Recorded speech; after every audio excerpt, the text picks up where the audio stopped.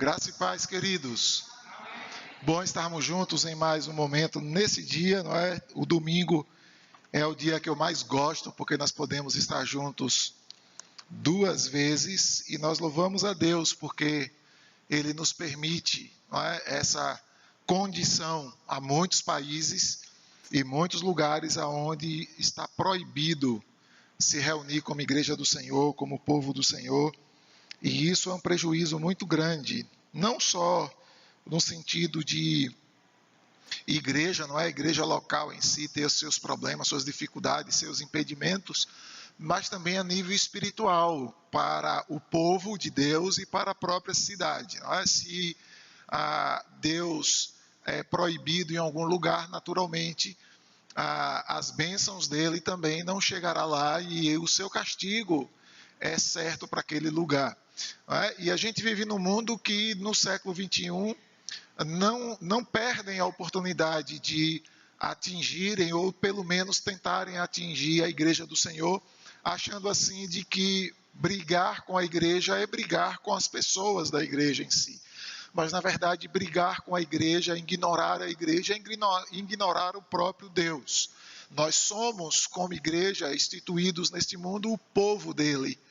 O povo a quem ele escolheu. A gente tem a visão do Antigo Testamento, do povo de Israel, mas nós hoje também somos o povo de Deus, nós não somos distintos, não é, dessa ideia. Então, quando alguém afronta o povo de Deus, está afrontando o próprio Deus, está afrontando aquele que o instituiu, que o estabeleceu. Então, a igreja do Senhor é a representação de Deus aqui, como Paulo vai dizer que nós somos embaixadores, representantes do reino de Deus aqui neste mundo.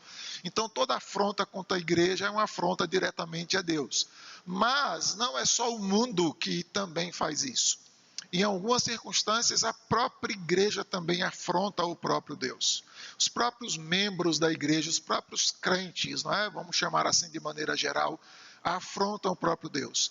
Quando em algum momento ou por alguma circunstância ignoram a Deus ou fazem e praticam e vivem de maneira irregular, segundo os padrões e os mandamentos de Deus. Então toda vez que você ignorar Deus em um dia da sua vida, ou toda vez que você cometer, aceitar e fazer parte de uma prática pecaminosa, você está afrontando a Deus também. E nós vivemos numa ilusão muito grande, que é a ilusão de que Deus é gente boa, de que Deus é misericordioso, de que Deus não julga ninguém, de que Deus aceita tudo e todo mundo de qualquer jeito, de qualquer forma, não é? Tem até aquela frase errada que diz que você pode vir para Deus do jeito que você está, e a gente vai ouvindo essas conversas e ela já dominou de uma certa forma o nosso coração, que até o medo de Deus nós não temos mais. O temor ao Senhor nós não temos mais. Nós não nos interessamos mais na ideia de que se a gente errar, se a gente meter os pés pelas mãos, se a gente ignorar Deus, está tudo legal, está tudo jóia. A decisão é sua e Deus entende, porque Deus é um cara compreensivo, Deus não é igual aos religiosos, né? A fala é assim, ele não é igual aos religiosos, que são radicais, que não aceita isso, que não aceita aquilo outro, tal. E aí você vai ver que igrejas que se intitulam evangélicas, né, e juntamente com seus pastores, elas não estão sozinhas, ela tem um líder que está levando a estes mesmos erros, estão dizendo então que todo tipo de pecado é legal, é aceito, e inclusive, né, teve um aí que rodou muito na internet, o pessoal dá muito ibope, esse pessoal aí de assistir vídeo deles, etc., disse de que nós precisamos atualizar a Bíblia, porque a Bíblia é antiga e a Bíblia não aceita pecado.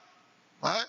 Inclusive, a convenção, a ordem dos pastores já excluiu ele do quadro de pastores aqui do Brasil, não é? Ele é lá do estado de São Paulo. Mas ele quis ensinar de que então a igreja deve aceitar as práticas pecaminosas, todas elas, né? E ele é um grande defensor da questão da homossexualidade. Então, aceita porque é a Bíblia quem está precisando ser atualizada, e porque a Bíblia antiga, esta Bíblia que nós temos, ela está errada, e o certo é a gente socializar o pecado. E as pessoas se esquecem de que esse Deus, que de fato é bondoso, misericordioso, que enviou seu Filho para morrer na cruz por nós, ele de fato é extremamente tolerante e bondoso. Mas, querido, Deus nunca desiste de castigar o pecador. Ele nunca se cansa de castigar o pecador. Ele nunca enjoa de castigar o pecador. Para ele não é um fardo pesado ter que castigar o pecador. E esse Deus, a gente não conhece ele. Ou eu poderia dizer, na melhor das hipóteses, esse lado de Deus a gente não conhece. A gente quer alimentar e a gente gosta daquele que é gente boa, que tudo errado para ele é legal, de que ele não vai punir ninguém, de que ele é jóia, ele é bacana. Mas a Bíblia vai nos ensinar de que esse mesmo Deus, com todas essas características boas, de tolerância, de suporte e de misericórdia e perdão, é o mesmo Deus que tem na mesma intensidade o poder de castigar. Castiga mesmo. Castiga mesmo. Nós não podemos, e a gente comete muito esse erro de olhar para um Deus só bom, que está tudo legal. Cometemos esse erro. E a igreja é a mais errada nisso, porque a igreja se sustenta na ideia desse Deus falso, que não existe. A igreja se sustenta nele. E a gente vai encontrar então um Deus de que está disposto até na eternidade castigar os pecadores. Não poupa ninguém, nem mesmo aqueles que foram instituídos como o seu povo. Abra sua Bíblia lá em Isaías capítulo 9. É exatamente isso que nós vamos ver hoje. Isaías capítulo 9, do verso 8 até o verso de número 4 do capítulo 10. Isaías 9, do verso 8 até o verso 4 do capítulo 10. Diz assim o texto de Isaías: O Senhor enviou uma palavra contra Jacó, e ela caiu em Israel. Todo o povo o saberá, Efraim e os moradores de Samaria, que com soberba e orgulho, de coração dizem: os tijolos ruíram por terra, mas nós vamos reconstruir com pedras lavradas, e os sicômoros foram cortados, mas nós o trocaremos por cedro. Pois o Senhor suscitou contra ele os adversários de Rezim e instigou os inimigos. Do oriente vieram os sírios, do ocidente vieram os filisteus, e devoraram Israel com a boca escancarada. Nem com tudo isso se desviou a ira de Deus, e a mão dele continua estendida. Mas esse povo não se voltou para aquele que o feria, nem buscou o Senhor dos exércitos. Por isso, num só dia, o Senhor corta de Israel a cabeça e a cauda, a palma e o junco. Os anciãos e o homem de respeito são a cabeça, e o profeta que ensina mentira é a cauda. Porque os guias desse povo são enganadores, e os que por eles são guiados são destruídos. Por isso, o Senhor não se alegra com os seus jovens, e não se compadece dos órfãos e das viúvas, porque todos eles são ímpios e maus. E todos falam tolices. Nem com tudo isso se desviou a ira de Deus, e a mão dele continua estendida. Porque a maldade queima como fogo, ela devora os espinheiros e as ervas daninhas, incendeia as árvores dos bosques, e estas sobem em espumas, em espessas nuvens de fumaça. Por causa da ira do Senhor dos exércitos, a terra está em chamas, e o povo é como lenha para o fogo. Ninguém poupa o seu irmão. Abocanham à direita e ainda têm fome. Devoram à esquerda e ainda não se fartam. Cada um come a carne do seu próprio braço. Manassés ataca Efraim e Efraim ataca Manassés. E ambos juntos atacam Judá. Nem com tudo isto se desviou a ira de Deus, e a mão dele continua estendida. Ai dos que decretam leis injustas e dos que escrevem decretos opressivos, para negarem justiça aos pobres, para privarem o direito aos aflitos do meu povo, a fim de despojarem as viúvas e roubarem os órfãos. Mas o que vocês vão fazer no dia do castigo, na calamidade que vem de longe? A quem vão pedir socorro e onde deixarão a sua glória?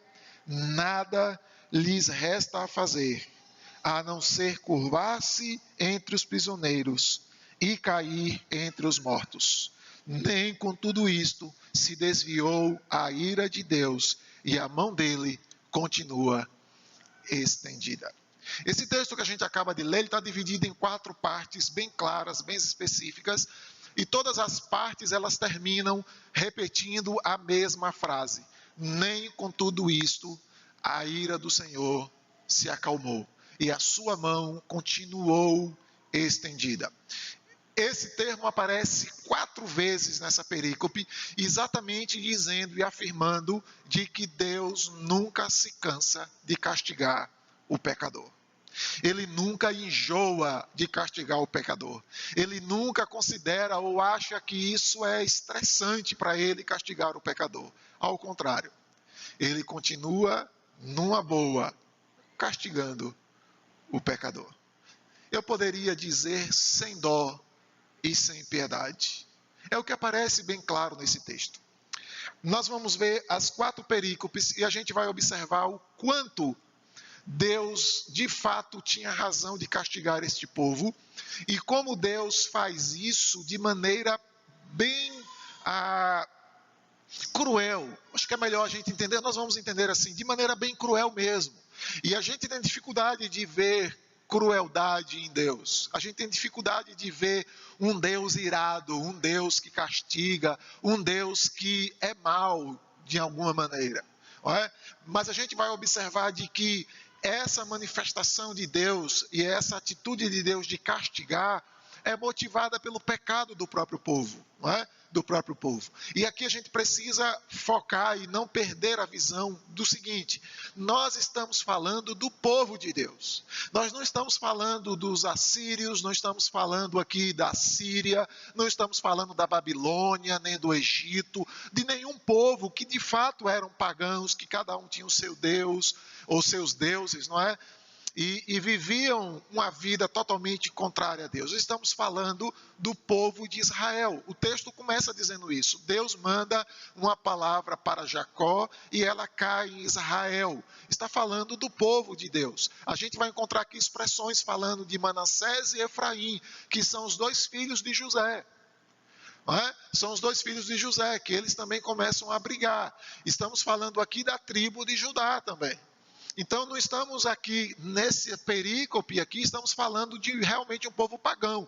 Está falando do povo de Deus e que a gente pode trazer essa mesma iniciativa do texto para nós, a igreja cristã evangélica, não é? Vamos chamar assim, para já ir fazendo separações. A cristã evangélica que somos nós. Então, observem aí, no verso de número 8, que a gente já vai encontrar então, Deus então se dirigindo ao seu próprio povo, e o verso 9 ele deixa claro de que a sua profecia que dada através de Isaías é para que o povo saiba, olha que interessante, é para que o povo saiba, não era escondido, não era, Deus não ia agir assim na surdina, sabe, e fazer as coisinhas por baixo do pano. Deus quer que o povo saiba que é Ele quem está castigando mesmo. De que é um Deus irado contra o pecado daquele povo e é esse mesmo Deus que vai castigar este povo. A ideia e a impressão que o texto traz para a gente aqui é que Deus pessoalmente vai lá promover o castigo sobre eles. Essa é a ideia que está aqui. E é claro que Deus não vai fazer isso, não é? Deus não apareceu no Monte Santo para Moisés, Deus não vai aparecer diante de pecadores de maneira visível, de maneira real, não é? Mas a ideia é essa aqui, eu quero que todo mundo saiba que eu vou dizer e que eu vou fazer no meio dele. Efraim vai saber, Samaria vai saber, todos eles vão saber. Saber o quê? saber que a soberba e o orgulho deles não resolvem nada. O pecado daquele povo era tão grande que eles chegaram a desafiar e dizer assim: Senhor, a Síria vai destruir, ótimo, mas a gente reconstrói de novo. Olha aí o verso 10. Olha o tamanho da soberba e de orgulho de um povo diante de Deus. Verso de número 9, na verdade, não é? Aí, início do 9.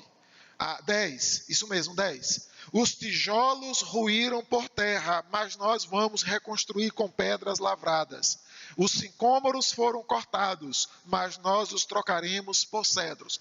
O que eles estão dizendo aqui na ideia da soberba e do orgulho deles era: a Síria vem destruir a mando de Deus, né? E Deus já havia dito isso, a gente viu lá no capítulo 7, que a Síria vinha destruir eles. Eles disseram assim: não tem problema, Deus vai mandar a Síria para destruir. Ele vai destruir as nossas casas de adobo, não é? De tijolos, que é feito, que é ornamental. Não tem problema, nós vamos construir de pedra maciça. Ou seja, Deus vai destruir o que a gente tem de mais ou menos, mas nós vamos construir o que é muito mais forte do que o que Deus nos deu até aqui. Olha a soberba deles. Sabe aquela historinha dos 3 porquinhos? Não é? Um fez a casa de palha, outro fez a casa, e o outro fez a casa de cimento, aí o lobo mau vai lá soprar. Eles acharam que era uma historinha do lobo mau, que vinha comer os porquinhos. Então eles poderiam ter 2 casas frágeis, porque tinha uma grande que ia protegê-los. Eles acharam que eles poderiam reconstruir uma cidade que o Deus Todo-Poderoso, irado, iria destruir por causa do pecado. E aí Deus diz assim: vocês são soberbos e vocês são orgulhosos, achando e se enganando que vocês podem refazer aquilo que o próprio Deus destrói. Que o próprio Deus destrói. Apocalipse vai nos ensinar isso. Ele é o Todo-Poderoso que abre uma porta e ninguém fecha. E quando ele fecha uma porta, ninguém abre. Mas a soberba do coração do povo de Deus acham que pode manipular Deus, que podem construir um reino de Deus com a cultura, costumes e valores próprios. Não é assim o mundo que a gente vive? Eu exijo, eu declaro, eu decreto, eu profetizo. Por quê? Porque a coisa está mal, então a gente agora, em nome de Deus, a gente resolve os nossos danos do pecado profetizando. Usando a palavra rema, como alguns pregadores aí até internacionais usam, né? Usando a palavra rema. Ninguém constrói. E quando a gente quer desfazer o que a ira de Deus fez, Deus olha para a gente assim: vocês são soberbos e orgulhosos. E a Bíblia nos ensina que Deus sempre passa rasteira em todo soberbo e em todo orgulhoso. E não vai fazer diferente do seu povo. Não vai fazer diferente com o seu povo.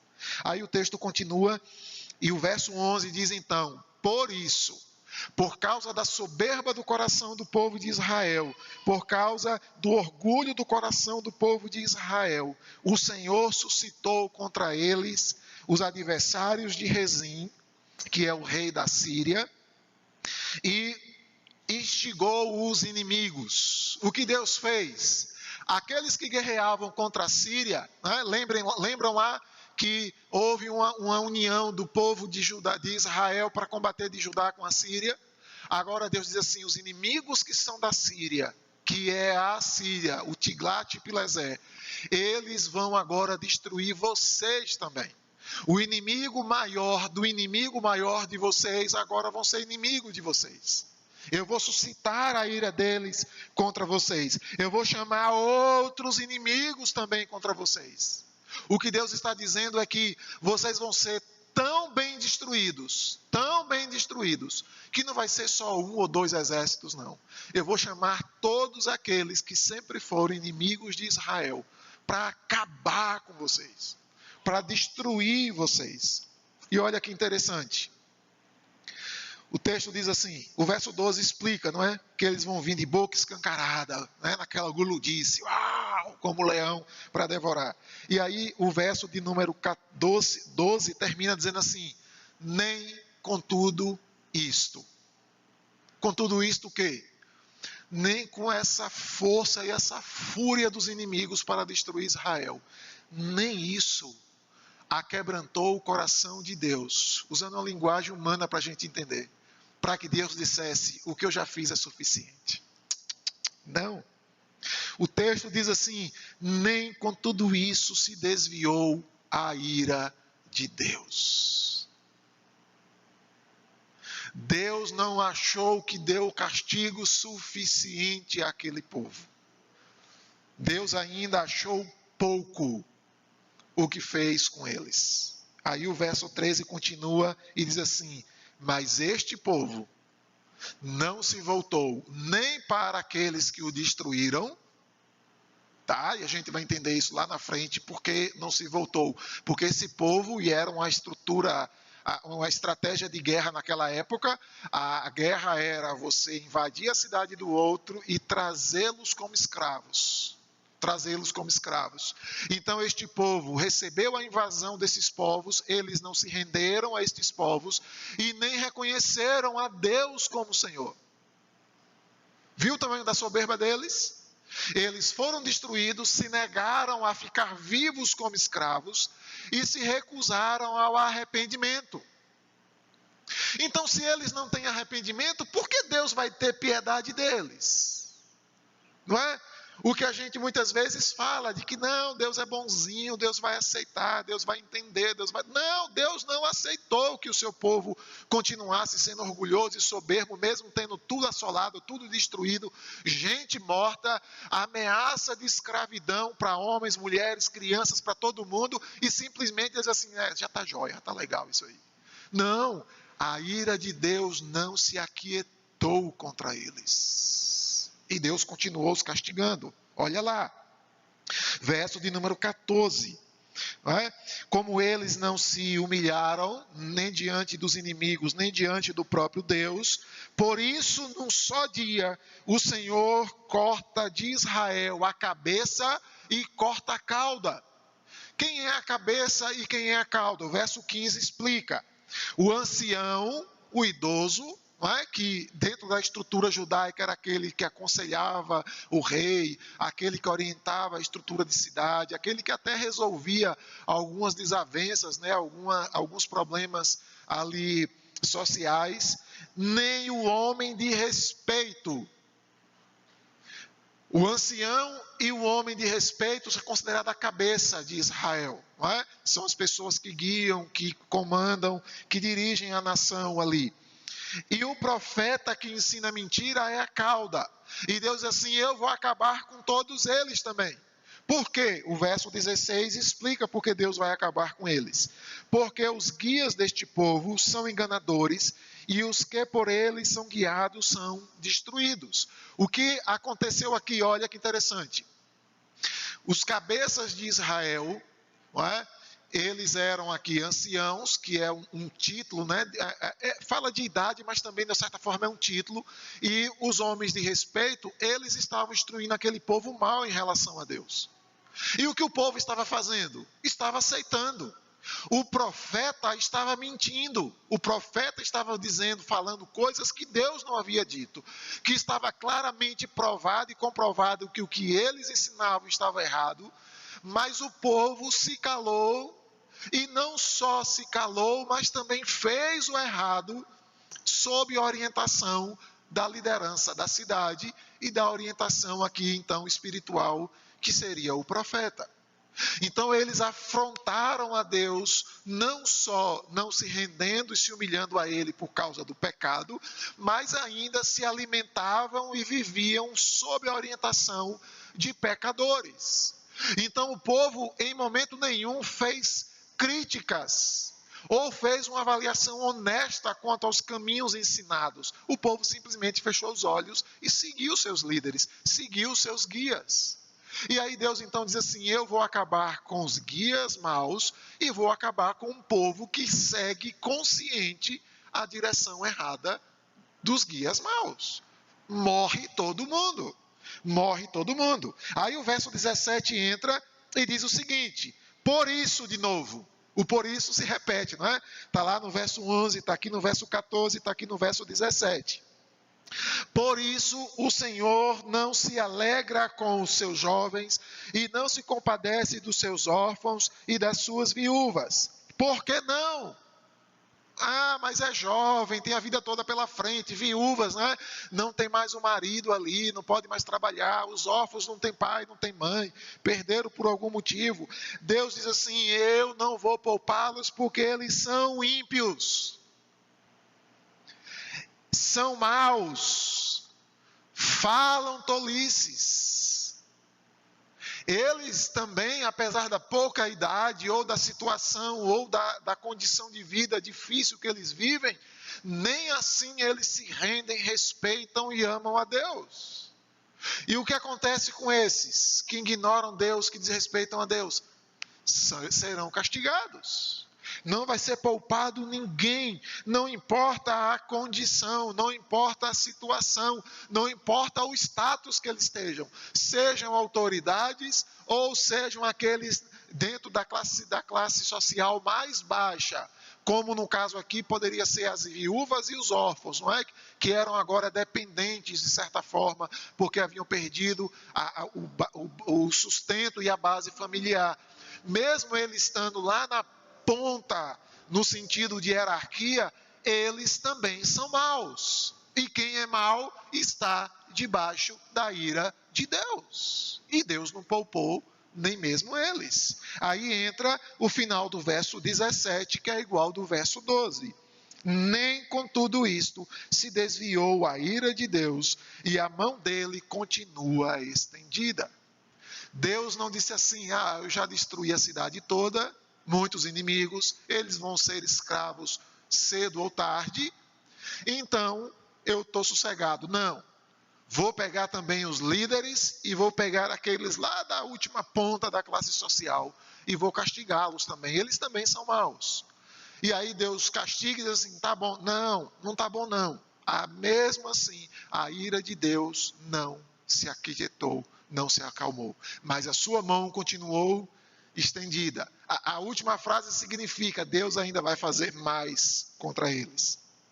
Aí entra o verso 15 e 18, perdão, o verso 18 diz assim: porque a maldade queima como um fogo, ela devora os espinheiros e as ervas daninhas, incendeia as árvores dos bosques, e estas sobem como espessas nuvens de fumaça. O que é que acontecia aqui? Olha que interessante. Quando Deus fala sobre essa situação, essa condição aqui, Deus está dizendo e mostrando de que houve um período na história de Israel, do povo de Israel, a tribo norte, em que só havia violência. Por volta de 14 a 16 anos de violência. Violência contra a sociedade, violência contra as autoridades, um matando o outro. Olha o rápido histórico para eu te ler aqui, para você ver. Está lá no livro de 2 Reis, capítulo 15, do verso 8 ao verso 31. Você pode anotar aí e ler na sua casa. Isso aconteceu do ano 753 ao ano 737 a.C. Então aí por volta de 14 a 16 anos. Zacarias era rei. Zacarias reina 6 meses, é morto por Salum. Salum reina 1 mês, é morto por Menahem. Menahem reina por 10 anos. Para não morrer, ele paga tributos ao rei Sul, que era o rei da Assíria da época. E aí o rei da Assíria, por conta de receber dinheiro, inclusive o Menahem pegou com que cada homem pagasse 600 gramas de moedas de ouro por cabeça na sua casa, para que esse dinheiro fosse pago ao rei. Ele não tirou do dinheiro real, não. Ele cobrou do povo esse dinheiro. Então ele não era gente boa, não. Cobrou do povo. Esse mesmo Menahem que reinou 10 anos, ele ainda não foi bem recebido numa cidade chamada Tifsa. E o que foi que ele fez? Ele invadiu a cidade como rei, não é? Porque agora tinha um poder de exército maior, invadiu a cidade lá, matou todo mundo e pegou as mulheres grávidas e a partiu pelo meio. todas as mulheres grávidas. A Bíblia não diz quantas, mas fala as mulheres grávidas. Ele cortou o ventre de uma ponta a outra das mulheres grávidas. Então ele não era gente boa, não. Não era gente boa, não. E ele reinou 10 anos, até quando ele morreu. E o seu filho Pecaías reinou por 2 anos, mas foi morto por Peca. Peca ainda se juntou, não é, com o rei da Síria e ficou um pouquinho protegido. Mas durante 20 anos do seu reinado, no seu último ano, ele foi morto por Oséias. Percebeu como um sai matando o outro? E aqui esses reis, eles oprimiam, eles cobravam impostos além do limite, eles levaram Israel ao pecado chamado de Jeroboão, não é, na Bíblia, que era a idolatria, que era a imoralidade. Jeroboão, que recebeu o reinado de Salomão, ele desmoralizou Israel. Ele trouxe todas as abominações, todos os cultos pagãos para dentro de Israel. E daí em diante o povo de Israel, a tribo norte, não é, que já tinha sido dividida pelo próprio filho de Salomão, ficou dividida. O sul continuou louvando e adorando a Deus até chegar a Acaz, não é, que a gente viu lá no capítulo 7, até chegar a Acaz. Mas o povo da tribo norte pecaram e pecaram e pecaram e pecaram e pecaram.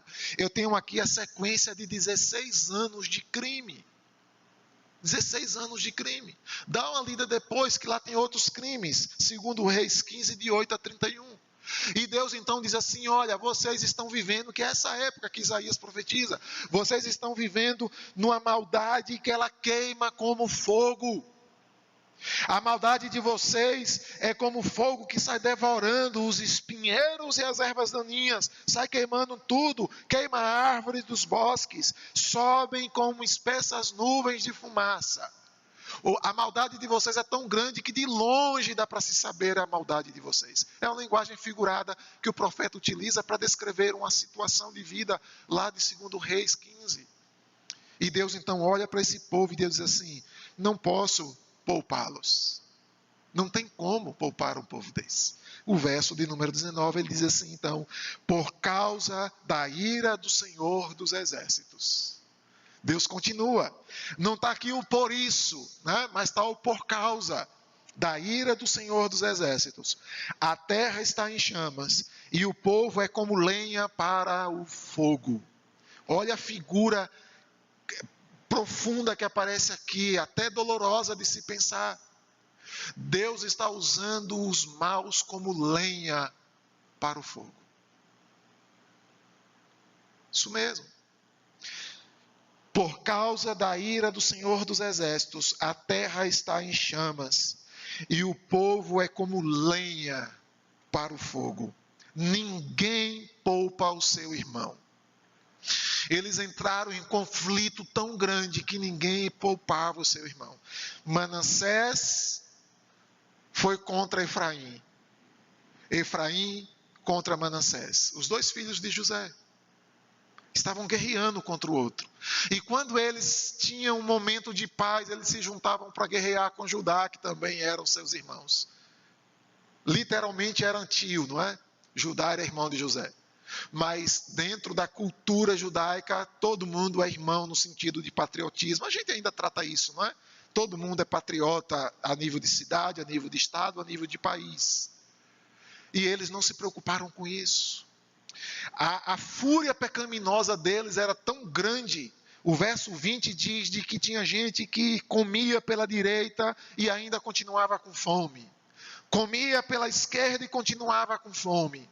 Cada um queria apenas devorar um ao outro. A expressão aqui, devorar o seu próprio braço, no verso 20 final aí, o seu próprio braço é que está querendo tomar, comer, matar, possuir e subjugar aqueles que são seus também. Ninguém está tendo piedade de ninguém. E talvez a pergunta que a gente faria aqui: por que Deus tem que ter piedade de gente desse jeito? Por que tem que sobrar para Deus ser o único bonzinho aqui?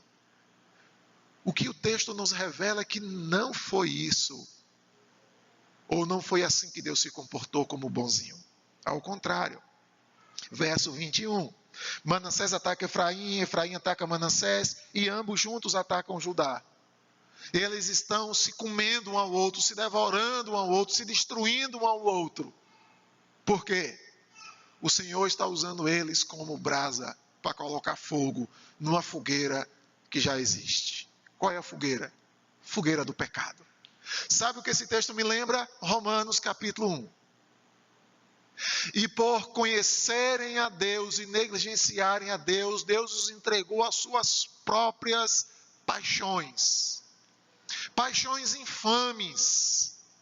Aonde homem com homem, mulher com mulher, aonde havia desordem social, aonde havia mentiras, corrupção, engano, assassinato, todo tipo de pecado. A Bíblia vai dizer que Deus então os entrega ao seu próprio coração. E não há castigo pior ao homem, ao ser humano, do que ser entregue aos seus próprios desejos. Você não está vendo o mundo que está aí? Todo mundo achando que cada um faz o que quer e bem entende da sua vida. Estão sendo entregues aos seus próprios desejos. E o que a gente encontra é só guerra, só briga, uma atrás da outra. Só isso. Então Deus os entrega a seus próprios desejos. E eles começam um matar o outro, um acabar com a vida do outro. Ninguém respeita mais nem o laço de sangue. Mas nem com tudo isto, a ira de Deus se aquietou. Final do verso 21. Nem assim se desviou a ira de Deus. Mas o que aconteceu? A sua mão continuou estendida. Vem mais castigo por aí.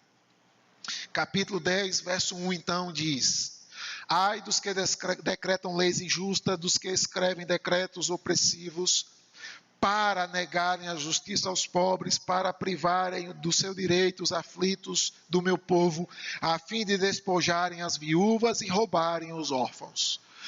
O que eles começaram a fazer? Eles começaram a criar regras e leis para que prejudicasse os outros. A ideia aqui é o que a gente pode ver lá no livro de Salomão, de Eclesiastes, aonde os reis, os governantes começam a oprimir o povo apenas para tirar deles riqueza, apenas para manipulá-los. Eles têm nas mãos tanto a máquina administrativa, que é o governo, como, via de regra, eles têm na mão também a justiça. A gente ainda tem esse câncer no Brasil, que justiça e política, um alimenta o outro aí, não é? E o que eles fazem? Eles criam regras, leis, princípios para tomar do povo, para dominar mesmo o povo, para oprimir o povo. Não é bem-estar não, essa historinha de político, eu quero governar para fazer o país, a cidade, não sei o quê. Isso é conversa fiada. Isso é conversa fiada. E Deus sabia disso. E Deus então olha assim, aqueles que têm autoridade, eles também estão roubando mesmo do povo. Estão massacrando o povo. Estão acometendo o povo de injustiça. E o que eles querem? Eles querem enriquecimento ilícito. Pela força mesmo. Pelo poder que eles têm. Não é? E aí Deus então pergunta, verso de número 3 aí do capítulo 10, Deus então pergunta: mas vocês aí que são cheios de autoridade, que estão escrevendo as leis e têm o poder, não é, administrativo e jurídico de criar lei, eu quero saber de vocês, o que vocês vão fazer no dia do castigo. Eu quero saber o que vocês vão fazer no dia em que eu vier a calamidade de longe. Por que de longe? A Síria, governada por Tiglat-Pileser III, estava vindo de longe. Então ele estava chegando, ele estava a caminho para destruir todo aquele povo. E aí Deus pergunta assim para eles assim: vocês não são ricos agora à custa do povo? Não são aqueles que dominam e que governam? Eu quero ver como vocês vão escapar do castigo que está chegando. O que Deus está mostrando para eles é que não existe poderoso diante de Deus. Não existe autoridade diante de Deus. Pecador é pecador. Não importa o status que ele tenha, a riqueza que ele tenha, ele cai sim debaixo do castigo de Deus, tanto quanto o órfão e a viúva caiu lá atrás. Eles também vão cair. E Deus ainda faz de maneira irônica com eles, não é? E eu acho muito bacana isso. Deus mostrar de que ele pode ser até um Deus irado contra a população que já é oprimida, e Deus então só diz assim: olha, eu vou castigar vocês, porque vocês são maus, vocês são ímpios, vocês falam muita bobagem. Eu vou castigar vocês. Mas quando ele chega diante de um ímpio que é autoridade, diz assim: eu quero ver vocês escaparem de mim. Vocês não estão se sentindo os bambambãs aí? Não estão se sentindo aí os donos da verdade? Eu quero ver escapar de mim. O que vocês vão fazer no dia do castigo, quando a calamidade que vem quanto a calamidade que vem de longe? A quem vocês vão pedir socorro? E onde vocês deixarão a sua glória? A palavra glória aqui, ela traz dois sentidos para eles. A primeira é da riqueza que eles estavam acumulando de maneira desonesta, pelas leis, pelas imposições, os decretos desonestos. E o outro, o seu status quo. Não é?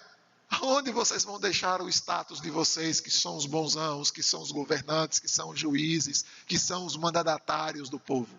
Onde vocês vão deixar a glória de vocês? Não vai existir glória de vocês. Sabe por quê?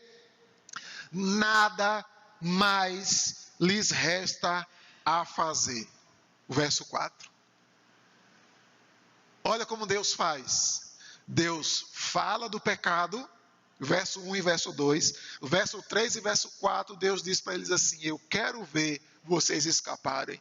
E eu quero ver o que a riqueza e o que o status de vocês tem para oferecer a vocês quando vier o castigo que eu mandei. Sabe o que é que resta para vocês? Nada. Nada. 0 mais 0. Nada resta para vocês. Por que não resta para vocês? Porque eu estou tomando tudo de vocês. E aí Deus vai dar duas opções para eles. Duas opções para eles. Aí você me diga: esse Deus não é, mesmo sendo aqui tão irado, não é muito bom? Como ele vai castigar um povo inteiro e ainda vai dar duas escolhas de castigo? Tem que ser muito bom. Porque eu, no lugar dele, eu só dava uma. Não tinha conversa de dar duas, eu só dava uma. Quais são as duas que Deus dá? Primeira, se curvem como prisioneiros. Está lá no verso 4. Se curvem como prisioneiros. Segunda opção, caiam como mortos. Ou vai ser escravo, ou vai morrer. Você escolhe. O castigo que vou dar a vocês, que está vindo de longe, é: ou se rendam como escravos, ou caiam no fio da espada. Vocês escolhem. São dois castigos. Eu perguntaria para você aqui, que você pensasse rapidamente: qual dos dois você escolheria? Estando numa condição de pecador, debaixo da ira de Deus, de maneira tão implacável que Deus não poupa absolutamente ninguém aqui deste povo. Qual dos dois castigos você acharia melhor para você hoje? Ser um escravo, viver trabalhando, comendo talvez muito pouco, ou talvez resto de comida. Estou sendo bonzinho, não é? Ou você preferiria morrer e não ter a chance de ser um remanescente e ser restaurado pelo Senhor? Porque os mortos não têm mais recuperação para os mortos. Não tem mais volta para quem morre. Não tem mais chance para quem morre. Somente os vivos conseguem ter chances de sobrevivência, de ser resgatado por Deus. Somente os vivos. Mas gente orgulhoso e soberbo como o povo de Israel e de Judá, para eles ser escravo e morrer parecia ser a mesma coisa. Porque o orgulho deles, a maldade deles, a ideia e o pensamento de que eram potentes e capazes de reconstruir uma cidade depois de vinda a ira de Deus, eles achavam que ser escravo e morrer eram dois males de que eles iriam resistir até o fim. Então, eventualmente, Deus não estava oferecendo um caminho intermediário, Deus estava oferecendo duas grandes humilhações para um povo soberbo, orgulhoso, alimentado de imoralidade, de idolatria, de violência, de soberba, de orgulho, até mesmo de riqueza. Jerusalém era uma das cidades mais ricas daquele tempo. Aquele povo tinha que escolher ou ser agora escravo, não ter mais nada, pobres e miseráveis, porque escravo é isso. Ou perder a sua própria vida e nunca mais contemplar a luz do dia e nem a glória do Deus de Israel. O que vocês querem? Não importa o que eles queriam, não é? E o autor bíblico não vai mostrar a decisão deles. Mas o que importa, e aí vem final do verso de número 4, é que nem com isso se desviou a ira de Deus. E a mão dele continua estendida. 4 castigos terríveis e horrorosos sobre a nação de Israel. E quando Deus termina o 4º castigo, ele continua dizendo: a minha ira continua acesa. A minha mão continua estendida. Sabe o que esse último verso nos ensina e nos diz? E essa expressão aparece 5 vezes no livro de Isaías. A primeira está lá atrás, em Isaías 5:25. A última aparece aqui. Sabe o que significa isso? Deus está dizendo àquele povo: olha, vocês podem até ser escravos, e aqueles que vão morrer conscientes de que eu ainda estou aqui. E eu posso castigar vocês a qualquer momento em que vocês forem pecadores, como estão sendo agora. Por quê? Porque Deus não se cansa de castigar o pecador. Ele não se cansa. Mas não é porque ele é mau, não. É porque ele é santo. É porque ele é puro. É porque ele é digno, é porque ele é imutável, ele não pode ser corrompido, ele não pode ser alterado, ele não é instrumento da igreja, ele não é manipulável pela igreja, pelo pastor ou pela leitura errada da Bíblia, não. Ele é o Deus todo-poderoso, absoluto, soberano, governador do universo. Ele é Senhor e Ele tem um propósito que é eterno. E ninguém consegue desfazer os seus planos. Ele é o Todo-Poderoso.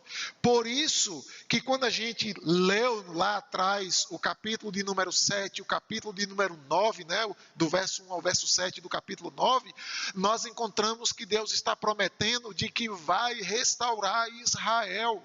Mas o rei Israel que Deus vai restaurar não é um Israel povo de sangue, de nação. Deus vai restaurar uma nação inteira, que ela é e tem sentido universal e mundial. Então esse texto aqui tem tudo a ver comigo e com você, que talvez a gente ainda não tenha sofrido, ou a gente não chegou ao limite de sofrer tantos danos quanto este. Mas eu preciso lhe lembrar de que, de alguma maneira, aqui ou ali, Deus tem nos castigado, sim. Deus tem derramado a sua ira sobre o seu povo também, pela negligência, pela incapacidade de pregar o evangelho de maneira genuína, de defender mesmo as causas sociais, de se levantar como povo de Deus para defender valores cristãos. Até mesmo a nossa negligência a Ele, em orar diariamente, em ler a palavra dEle diariamente, para a gente poder aprender e desenvolver a nossa vida cristã, como nós estudamos hoje de manhã. Deus tem castigado também o seu povo. Às vezes, nós é que queremos transferir a nossa mentalidade ou até a nossa ingenuidade da ideia de que é Deus quem está nos dando alguns castigos e a gente fica transferindo para o pecado, transferindo para o diabo. Mas não. É Deus quem traz sobre nós o castigo, seja resultado do pecado ou seja pelas mãos do diabo. Ele é quem é Senhor e é soberano. Ele é quem é o Senhor dos exércitos. Não sou eu e nem você. Por isso que ele diz então, o sinal que eu vou dar de restauração total, plena e completa para um povo que facilmente entra em pecado e que facilmente eu posso destruí-los do maior ao menor, no sentido de status social. Eu vou trazer então a vocês um filho de uma virgem, que o governo vai estar sobre os seus ombros, e o seu nome será Maravilhoso Conselheiro, Deus Forte, Pai da Eternidade e Príncipe da Paz. A mensagem de Isaías que vem trazer de que um dia Deus vai trazer um governo que seja lícito, que seja santo, que seja puro. E esse governo não vai se corromper como este agora que acabei de destruir, não vai. Ele vai manter o governo sobre os seus ombros, mas não é um governinho de nação, de sangue, não. É um governo mundial. Mundial. Por isso que eu volto à minha introdução. Quando alguém se levanta contra a igreja do Senhor, o povo de Deus, não é contra pessoas, eu e você que eles se levantam. É contra o Deus Todo-Poderoso. Porque Ele estabeleceu um Senhor e um Salvador e um protetor para o seu povo. É o Deus forte. É o Pai da eternidade, é o Príncipe da paz, é o maravilhoso conselheiro. É Ele. Por isso que nesse texto aqui, há um chamado claro de Deus, e eu marquei ele como o ponto central desse texto, que é a volta para o Senhor, é retorno para o Senhor. Observem comigo aí no texto, não sei se lá vai dar conta de seguir, de acompanhar. Verso de número 13, olha como Deus diz: mas este povo não se voltou nem para os que eu feria, nem buscou o Senhor. Esse povo não se deu conta de voltar para o Senhor, mesmo diante de tantos danos. Eles continuaram rebeldes, eles continuaram contra o Senhor. Eles não se quebrantaram com relação a isso. E Deus aqui está exatamente mostrando de que a oportunidade de consciência de pecado, e até mesmo quando chega a ira de Deus sobre nós, é para produzir, e o ideal é arrependimento para ser gerado no nosso coração. De disposição de mudar de vida, de mudar da forma de viver. Então aqui não é apenas uma descrição de destruição, mas é uma demonstração clara de que mesmo por mais profundo, egoísta, soberbo ou mau que seja o nosso coração e a nossa igreja, nós precisamos e ainda podemos nos voltar para o Senhor. Ele faz isso no verso 13, para que esse povo volte. Ele faz isso lá atrás, no verso de número 17.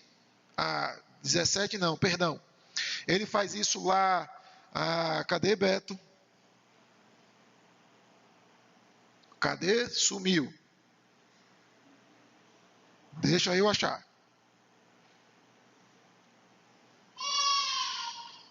O verso 13, eu esqueci de marcar o outro.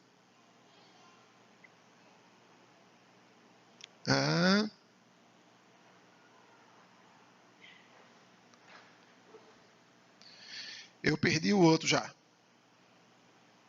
Mas em dois momentos Deus diz a eles que eles não se voltaram para Deus, então por conta deles não se voltarem para Deus, Deus então mantém a sua ira sobre a vida deles. Por quê? Porque mesmo sendo castigado abertamente por Deus, eles não tiveram nenhum tipo de consciência de pecado, nenhum tipo de culpa. Mesmo eles negligenciando a Deus, eles não tiveram nenhuma dificuldade em continuar, em manter a maldade no meio deles e na vida deles. E a pergunta que cabe a mim e a você é: vamos mesmo continuar com as nossas maldades? Vamos continuar mesmo a vida negligenciando a Deus na leitura da Bíblia, na oração, na vida da igreja, se juntando como povo dele? Vamos continuar mesmo cuidando e tratando lá no esconderijozinho da nossa alma os nossos pecados, os nossos desejos pecaminosos mais profundos, nos alimentando com eles todas as noites, todas as manhãs, todas as tardes, ali no escurinho do cinema? A pergunta aqui, ela foi feita, né, em outro contexto, mas lá por Paulo, lá em 1 Coríntios. A pergunta era: nós vamos continuar provocando a ira de Deus? Por um acaso nós achamos que somos mais fortes do que Ele? Por um acaso nós achamos que podemos pecar de maneira literal, aberta, não é? Pelo menos no sentido nosso, escondido dos outros, mas pecar repetitivamente, cotidianamente, alimentar o nosso pecado e achamos que não vamos cair debaixo da ira dele, só porque a gente é crente. Só porque a gente é o povo de Deus, a Igreja Batista de Barra, centenária. Você acha mesmo? A pergunta de Deus é: se vocês não querem se render àquilo que fere vocês, por que vocês também não querem se render ao Senhor dos Exércitos? O que Deus está dizendo é: eu continuo aqui. Eu posso até estar irado, mas eu não resisto a uma oração do coração quebrantado, contrito e arrependido. Eu não resisto a isso. Salmo 51 termina assim: Senhor, se o Senhor realmente quisesse sacrifício por causa do meu pecado, eu faria sacrifício. Mas eu sei que o Senhor quer um coração quebrantado, um coração contrito. E eu sei que um coração quebrantado, um coração contrito, o Senhor não despreza. Então, em nenhum momento Deus de fato ama e gosta de ser um Deus irado e castigar o seu povo. Esse texto parece ser muito forte, mas essa não é o ideal que Deus queria para o seu povo. Mas Ele não se cansa de castigar aqueles que insistem em continuar no pecado. Então eu quero te convidar nesse momento, fechar os seus olhos e aproveitar mesmo, literalmente aproveitar, e confessar ao Senhor os seus pecados. E dar ao seu coração, dar à sua vida, o temor do Senhor. Que o temor do Senhor é o desejo grande, imenso, ardente de obedecê-lo. Mas um medo muito grande, um pavor, um terror de desobedecê-lo. Ore por alguns instantes. E aproveite o tempo hoje oportuno da salvação, para você se reconciliar com Deus, para você encontrar em Cristo o perdão dos seus pecados e afastar pelo sangue de Cristo sobre você a ira de Deus pelo seu pecado. Vá, pois.